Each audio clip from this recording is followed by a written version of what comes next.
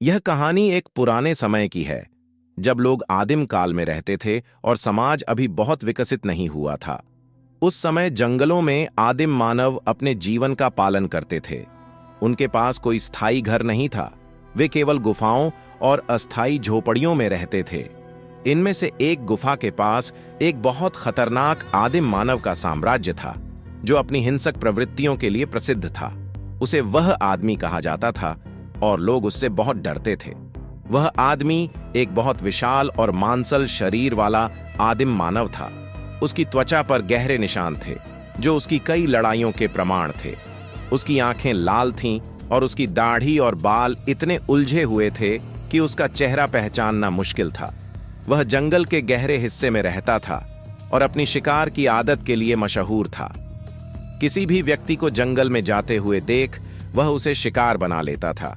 लोग कहते थे कि वह आदमी असल में जंगल के देवता की तरह था, लेकिन अपनी बुरी आदतों के कारण उसने अपनी आत्मा को अंधकार में खो दिया था। गांव में एक युवक विक्रम था, जो साहसी और महत्वाकांक्षी था।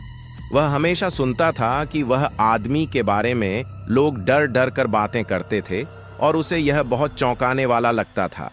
विक्रम ने ठान लिया कि वह उस खतरनाक आदिम मानव का सामना करेगा और इस रहस्य को उजागर करेगा।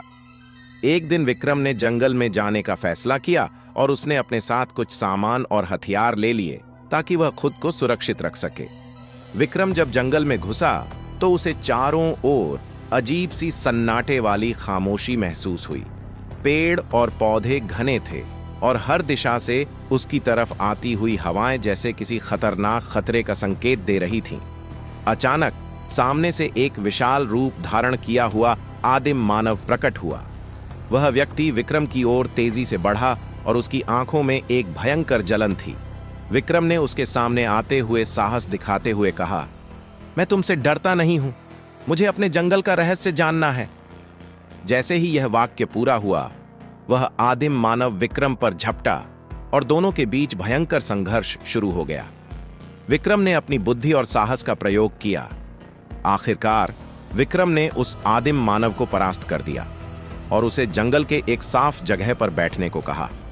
उस आदिम मानव ने धीरे धीरे अपनी ताकत खो दी और विक्रम से कहा, मैं एक समय का आदिवासी योद्धा था।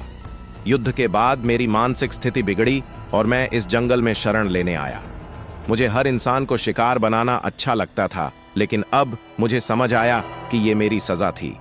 विक्रम ने उसे शांति दी और जंगल से बाहर लाने का फैसला किया, और वह आदमी को जंगल से बाहर लाकर उसे एक शांतिपूर्ण जीवन जीने का अवसर मिला।